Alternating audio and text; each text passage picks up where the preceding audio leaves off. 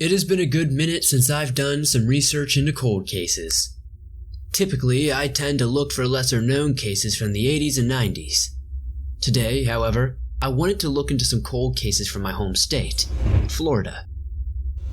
Florida is an absolutely beautiful place, with diverse landscapes and a seemingly never-ending array of animal species. Sadly though, like everywhere else in the world, Florida has fallen victim to many heinous crimes that have gone unsolved. In this video, I will be covering 3 of these unsolved cold cases in hopes we can run up new tips that may progress these investigations. If you have a case that you would like to suggest for a future video, whether it's from Florida or not, please comment them down below or submit them at swampdweller.net. Now, let's get into these 3 unsolved cold cases from Florida.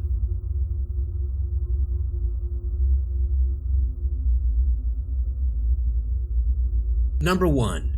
The disappearance of Susan Basile. The first case I wanted to cover today is the truly sad disappearance of Susan Basile in June of 1975. She was just 12 years old at the time and lived in a rather small city of Port Orange with just over 3,500 residents living in the area. This area has boomed since 1975 and now boasts just under 65,000 residents. Anyway, back to the case. Susan was last seen walking home after being dropped off by her school bus. Normally, Susan would have walked with a friend, but this day, in particular, she walked alone. She would never reach her home and would never be heard from again. Susan Basile was 5 feet tall and weighed somewhere around 90 pounds. Her last known outfit consisted of a white blouse, blue bell-bottom jean, white sneakers, and she was carrying a suede purse around her shoulder. A lone witness claimed to have seen her being forced into a dark blue Chevrolet van by 2 men. This witness estimated the 2 assailants to be between the ages of 20 and 30 years old.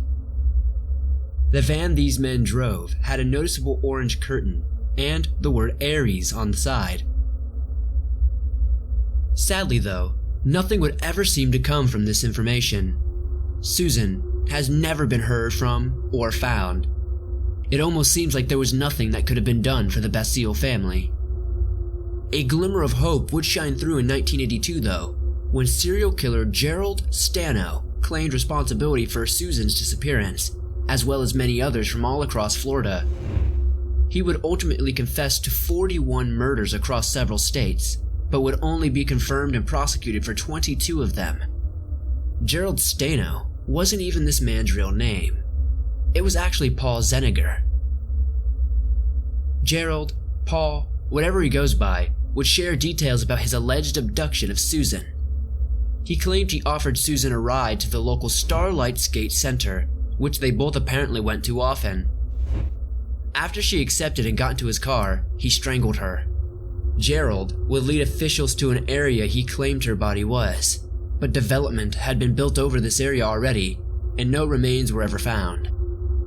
Ultimately, Gerald Stano was not convicted for Susan Basile's disappearance, and this case remains unsolved. This story needs any help possible to help further efforts in finding out what happened to Susan all those years ago. You can submit tips or information and remain completely anonymous to Port Orange Police Department. 386-506-5894. Number 2. Where is Gail Joyner? This case actually connects to the last one, but not in the way you may think. Gail Joyner was a 13-year-old girl from Thanodisasa. This is a rural area with less than 1,500 residents time. Not much has changed in this area in the 48 years since this incident occurred, outside of obvious housing development. It was September 22nd, 1972, and Gail had returned home from school, made herself a sandwich, and then took her pet raccoon, Bandit, for a walk. Not to get sidetracked, but how cool is a pet raccoon?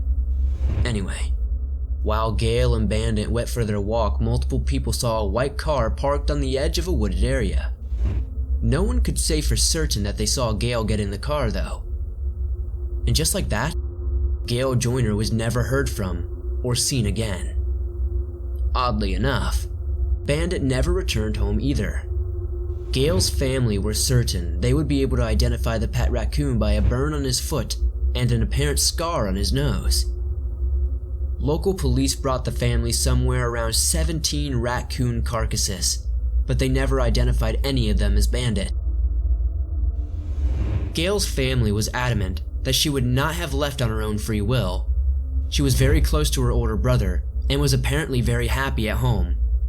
They are steadfast in the belief that she was abducted. They think someone took interest in Bandit and gained her trust by talking to her about him. Gail and her family had recently moved into the area from Romulus, Michigan, just a few months before her disappearance. So Gail did not know too many people yet, and she very much liked to show people her pet raccoon. As I mentioned earlier, this case does connect with Susan Basile, but not in any direct way. 3 people have come forward over the years claiming to have killed Gail. Serial killer Gerald Stano was one of those people claiming accountability. As we discovered in the past, Stano seemingly confessed to many murders that he did not commit, probably to add more infamy to his name. He was confirmed to have killed 22 girls in an 11-year period though, but I do not think he had anything to do with Susan Basile or Gail Joyner going missing. If you have any information or potential tips to offer, please contact the Hillsborough County Sheriff's Office, 813-247-8000.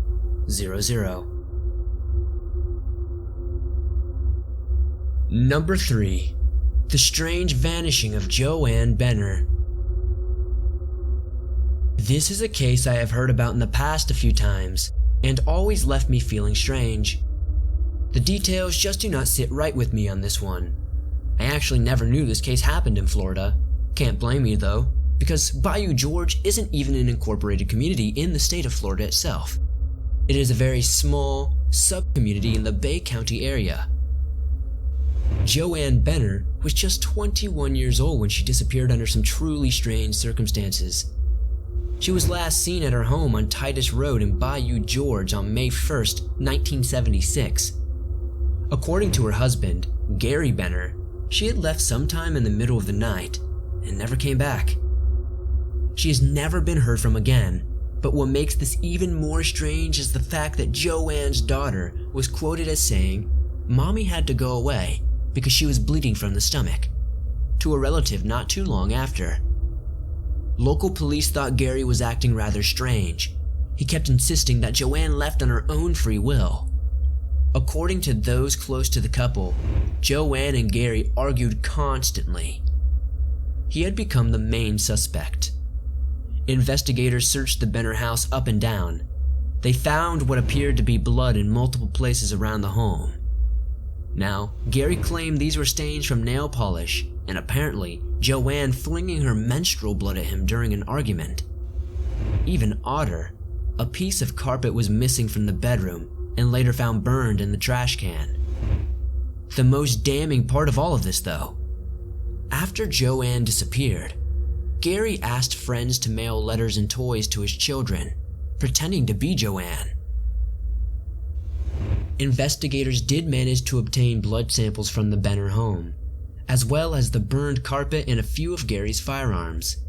Sadly, in 1976, DNA testing was not an option, and this evidence ended up just sitting around for years. Sometime in 2008, officials tried to submit the evidence for DNA analysis, but it was far too old and degraded to be used. This case has been brick-walled ever since. Gary has never been charged for Joanne's disappearance. Police have stated they do believe he killed his wife and buried her body somewhere in the area. He has since moved to Tennessee and put his younger daughter up for adoption. Oddly, he kept his older one. If you have any information that may help further this truly tragic case, please contact Bay County Sheriff's Office, 850-747-4700.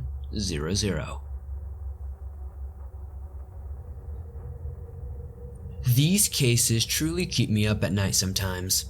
I just can't turn my mind off from thinking about who, what, or why. I truly hope by sharing these tragic, unsolved cold cases that we can maybe reach at least one person who knows something that can help solve these cases. Everyone deserves a chance at justice. Everyone deserves to have a voice.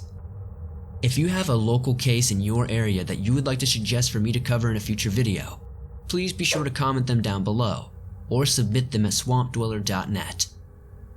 If you enjoyed this video, please give it a like as it really helps me out a ton in the YouTube algorithm.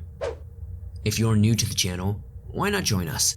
Hit the subscribe button and be sure to turn on notifications to never miss a new video. I upload them almost every single day, and all things natural and supernatural.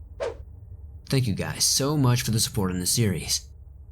If you're unaware, you can download your favorite scary stories from the swamp on iTunes, Spotify, Stitcher Radio, and just about anywhere else you find your favorite podcast online. I'll see you guys soon for another creepy video.